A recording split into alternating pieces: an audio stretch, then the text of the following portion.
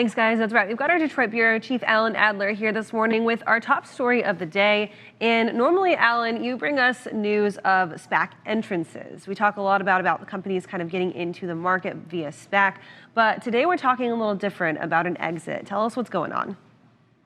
Well, the company, Kaylee, good morning, is Proterra. It's not a company that we've covered a lot here, but it is a very important company in the whole electric vehicle space because they started 17 years ago as a transit bus maker, electric transit bus maker, and they now have expanded into electric infrastructure, battery making, as well as charging. And the company itself has a lot of clients in the commercial vehicle space, including Daimler Trucks and Komatsu, the construction equipment company.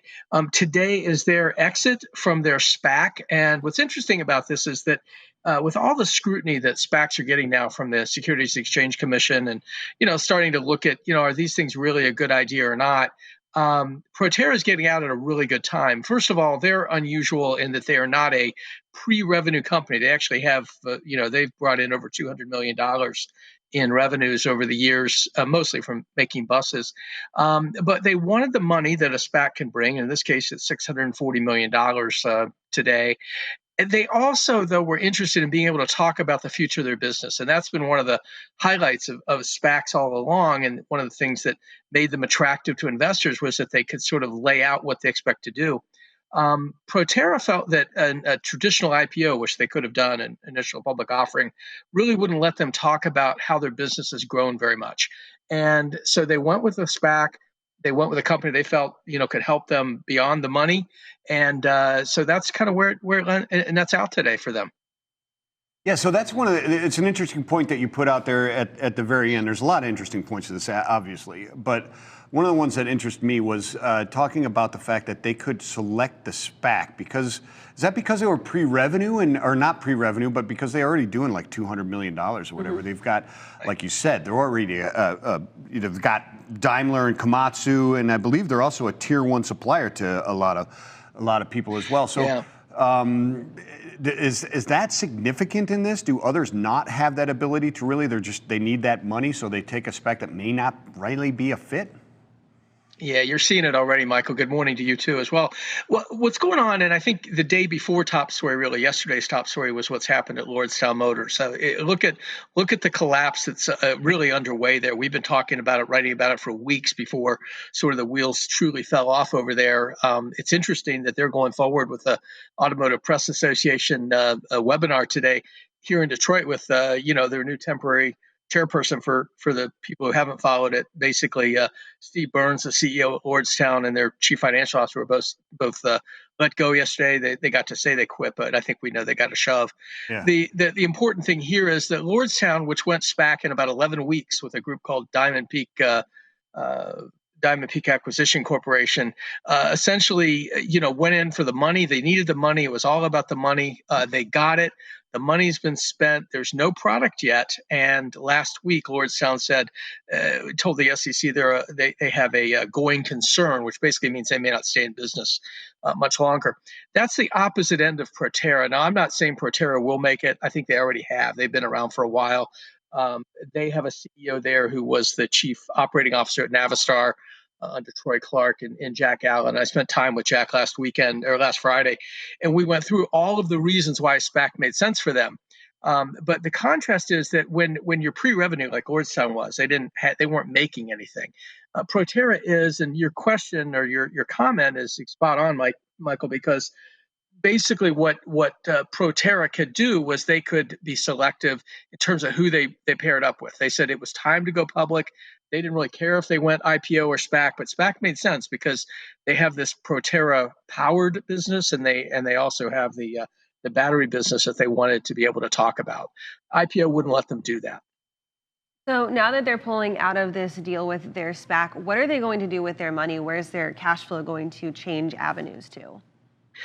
Well, the word that you always get, Kaylee, is scale. They're going to scale up their manufacturing, obviously. They'll continue to make more buses. They've moved from transit buses into school buses with the Thomas Built bus division at Daimler. they're looking at, they pointed out themselves that, Oshkosh last week, and that's a whole other day story, right? But Oshkosh last week showed an electric fire truck, so they think there's severe service opportunities. The holy grail for them on the providing batteries infrastructure would be Class 8 over the road trucks. Last comment in today's story is Jack Allen saying, look, we don't need fuel cells. The battery is going to get there. So now you've got somebody on a predictable side. The other thing that's real interesting that they want to do is they want to spend at least $100 million to lure some of the big battery cell makers into the U.S., that is to manufacture here, and to begin to work on infrastructure. We're living, and the companies that we write about are living through these capacity crunches right now because so much of the supply for certainly microchips and really battery cells come from overseas. They come from Asia. And so Proterra said at the time of their SPAC that they were going to spend $100 million to try to bring in a battery company to build here. And then, of course, they want to put their pack manufacturing and so forth closer to those commercial customers that they have. Alan, so we talked yesterday about how the Biden administration has kind of laid out these plans and these goals for taking this manufacturing of necessary goods and bringing it to the United States, reducing this dependence on foreign-made goods. Do you think that Proterra maybe has an avenue to try and start something with a partnership with the government now that that goal also aligns with the administration goals? That's a great question. I didn't get into it specifically, but I asked that question of Jack Allen myself, Kaylee. And basically he said, we'll take any help we can get. We're going to do this regardless, because it's the right thing for our business. It's the right thing for job creation. And it's the right thing to have infrastructure, here in the U.S. But it certainly does sound like it aligns with what President Biden has talked about.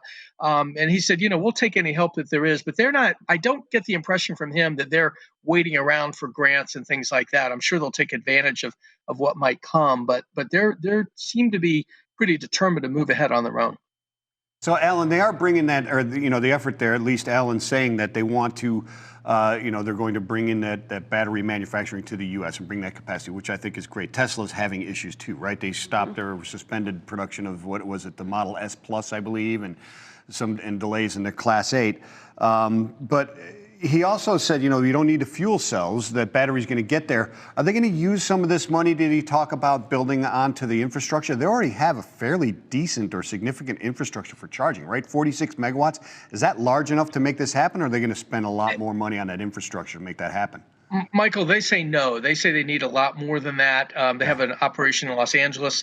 They want to expand that. And then I think they hope to, I think the way Jack put it was they hope to replicate that close to their customers around the country.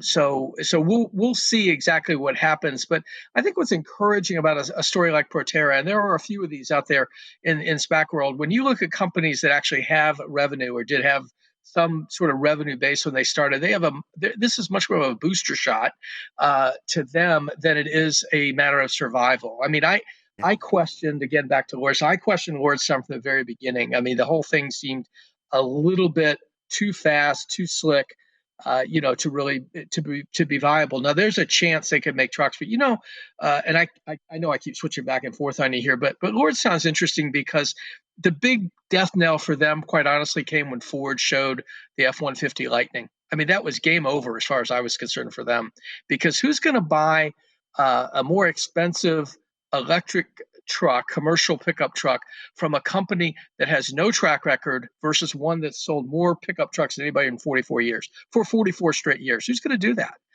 So again, I think that these are really interesting parallels at the opposite ends of the spectrum, really, in terms of how SPACs, can work and do work. Yeah, agreed. Alan, really quick, give us a little update on what you're working on as far as other stories go for the rest of the week. Okay, well, tomorrow, guys, you'll get to see my walk around of the Nikola tray. I was the first to get out there. I was out in Phoenix last week and didn't spend a lot of time with it, but we do have a little bit of video, both their video and ours. Also, description of the walk around of the truck, and really, I think it's pretty interesting. A lot of shade thrown at Nikola, much of it justified. But to be honest with you, this is a real truck, guys, and we'll try to describe that tomorrow morning. At 7, we've got some more autonomous news coming this week.